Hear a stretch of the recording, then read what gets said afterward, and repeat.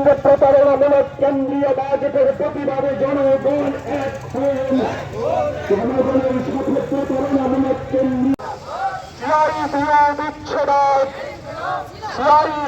বিচ্ছেদ, পাঁচটি বাণিজ্যিক সংগঠন বিচ্ছেদ, গৃহ সহায়িকাদের ন্যূনতম মজুরি ও সামাজিক সুরক্ষার জন্য দায়ের করা আবেদন। নিশ্চয়ই অবগত হয়েছেন এই সময়ের মধ্যে যে আমাদের ভারতবর্ষ 2026 সাল 27 সালের প্রথম অবধি জনগণের স্বার্থে জনগণের জন্য কেন্দ্রীয় সরকার কি করতে চলেছে এই সম্পর্কে গত 1 ফেব্রুয়ারি অর্থাৎ গত পরশুদিন দেশের সরকার বাজেট পেশ করেছেন। আমাদের দেশের অর্থমন্ত্রী শ্রীমতী নির্মলা সীতারামন কেন্দ্রীয় সরকারের পক্ষে বাজেট পেশ করেছেন।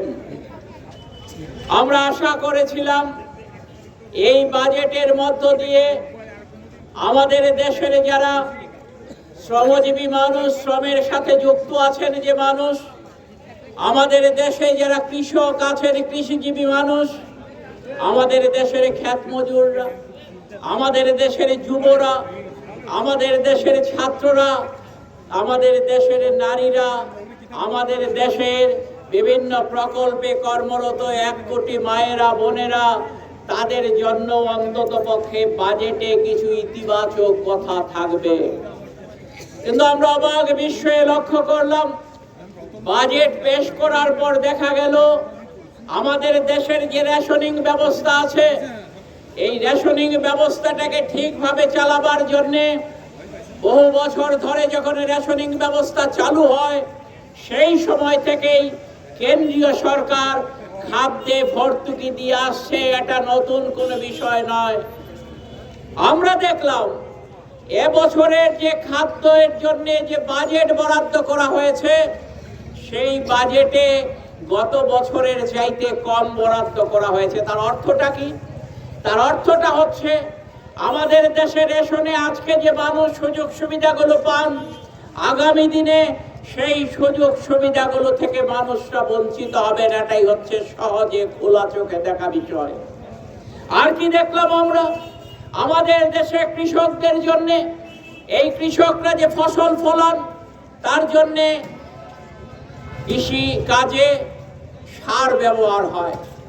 এই সারের ক্ষেত্রে গত বছর যা ভর্তুকি দেওয়া হয়েছিল, এবছর সারে সেই ভর্তুকির পরিমাণ কমিয়ে দেওয়া হয়েছে। আমাদের দেশের শিল্প উৎপাদনের ক্ষেত্রে দেখা যাচ্ছে কলে কারখানায় যেখানে বিগত বছরগুলোতে গড়ে 17-18% শিল্প উৎপাদন হতো, এই শিল্প উৎপাদন এখন দারুণভাবে কমে যাচ্ছে। এবং নতুন বছরে এই বাজেট কোনো দিশা দেখাতে পারলো না যে আমাদের দেশের শিল্প উৎপাদন বাড়বে। তাহলে শিল্প উৎপাদন যদি না বাড়ে তাহলে কি হবে? আমাদের দেশের যে কর্মক্ষম বেকার যুবক যুবতীরা আছে, এই বেকার যুবক যুবতীদের কাজ করার জন্য কোনো সুযোগ সুবিধা কলে কারখানায় থাকবে না। আর কি, আমাদের দেশের যে কোটি কোটি বেকার যুবক যুবতীরা আছে, এই যুবক যুবতীদের আশ্বাস দেওয়া হয়েছে আমরা আমাদের দেশে আগামী দিনে সমৃদ্ধি ঘটাবো। 2047 সাল পর্যন্ত হচ্ছে আমাদের টার্গেট। আজকে যে যুববন্ধু যার বয়স 20 বছর, যার বয়স 25 বছর, যার বয়স 30 বছর হয়ে গেছে, 35 বছর হয়ে গেছে, আজকে 2026 সালে দাঁড়িয়ে আগামী 21 বছর পর্যন্ত তাকে অপেক্ষা করতে হবে কবে 2047 সালে ভারতবর্ষের সরকার একটা সুন্দর ভারত গড়ে তুলবে। আর 21 বছর পর আজকের যারা যুবক আছেন তারা তখন কাজের আশায় থাকবেন। বুঝুন, এই হচ্ছে আমাদের দেশের সরকার। আজকের দিনে যুবকরা কি খাবে, যুবতীরা কি খাবে, কিভাবে তার পরিবার পরিজন নিয়ে চলবে, এই সম্পর্কে বাজেট কোনো দিশা দেখাতে পারেনি। ভারতবর্ষে কেন্দ্রীয় সরকার 2026-27 সালের জন্য আমাদের দেশের জনগণের লক্ষ্যে উদ্দেশ্যে কেন্দ্রীয় বাজেট পেশ করেছেন। আমরা